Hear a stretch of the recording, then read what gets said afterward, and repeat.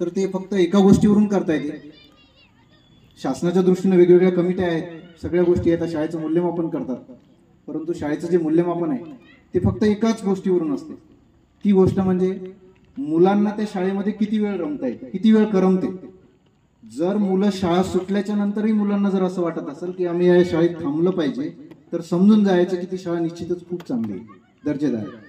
आणि निश्चितच आम्ही ज्या उद्देशाने आमच्या मुलांना इथे टाकलेलं आहे, या शाळेमध्ये ऍडमिशन दिलेलं आहे, तो त्या बाबतीत आम्ही 100% खात्री आहे, मला तरी वैयक्तिक खात्री आहे की निश्चितच त्या माझ्या उद्देशाशी सर्व शाळेची टीम कर्णे मॅडमच्या नेतृत्वाखाली यांनी खरोखर खूप चांगलं दर्जेदार असं काम केलेलं आहे.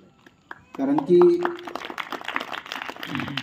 आज आपण पाहतो कॉन्व्हेंटचं आहे, सगळ्या गोष्टी इंग्लिशमध्ये आहेत, सगळं आहे, परंतु जर संस्कार नसतील, व्यवस्थित ह्या गोष्टी नसतील, तर त्याला पुढे चालून भविष्यामध्ये काही अर्थ उरत नाही. नुसते पोपटपंचीला काही अर्थ नसतो. कारण की मुलं शिकतात, असं म्हणतात की लर्निंग बाय डुईंग.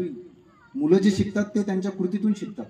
आणि जेवढ्या कृती मुलं करतील, स्वतः त्याचा अनुभव घेतील, त्याच वेळेस मुलांचं भावविश्व समृद्ध होईल. असं नाही की मुलांना शाळेत आले आणि शाळेत आल्याच्या नंतर फक्त शिक्षण हे ज्ञान घेणं एवढंच नाही, तर ते शिक्षक असतील, त्या मॅडम असतील, शाळेचा परिसर असेल, ह्या सगळ्या गोष्टी त्या विद्यार्थ्यांचं भावविश्व हे समृद्ध करत असतात. आणि निश्चितच ही शाळा त्या दृष्टीने अव्वल दर्जाची आहे, इथं मी हे ठामपणाने सांगू शकतो. निश्चितच पुढचाही काही काळ जो आहे तो काळ हा फार विद्यार्थ्यांसाठी आव्हानाचा काळ आहे. कारण वेगवेगळ्या फील्ड आहेत, त्याच्यामध्ये सॅच्युरेशन्स येत आहेत. आणि इथून पुढचं जे आहे की फक्त नॉलेज बेस जमणार नाही. नॉलेज तर सगळ्याकडेच आहे, आज युट्यूबवर आहे, सगळ्या गोष्टीशी नॉलेज तुम्हाला मिळून जाईल. परंतु खऱ्या गोष्टी आहे की विद्यार्थ्यांचं व्यक्तिमत्व घडवणं.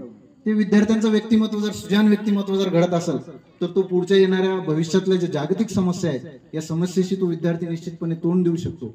आणि या शाळेच्या दृष्टीविषयी सांगायचं झालं तर निश्चितच ही शाळा सुद्धा त्या बदलाशी योग्य ती भूमिका घेऊन विद्यार्थ्यांच्या बाबतीत योग्य ते संस्कार आणि योग्य ते ज्ञान देईल अशी मी आशा बाळगतो. आणि या सर्व टीमचं जे शिक्षक वर्ग आहेत, सगळे गायकवाड सर आहेत, गोळे मॅडम आहेत, सुनीता बोडखे मॅडम आहेत, बाकीच्यांचे जयस्वाल सर आहेत, जेवढ्यांची माझी ओळख आहे तेवढ्या, आणि बाकीचे ज्यांचे मी नाव नाही घेऊ शकत, परंतु जे आहेत ते मी नेहमी पाहतो पालक या नात्यानं की हे सगळेजण व्यवस्थित लक्ष देतात मुलांकडे आणि मुलांच्या बारीक सारीक गोष्टीकडे लक्ष देऊन काही जरी असलं तर व्यवस्थित वेळेवर सगळ्या गोष्टी सांगतात.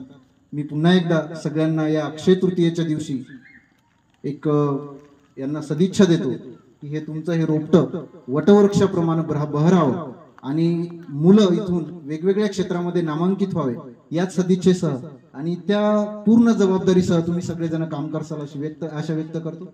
धन्यवाद.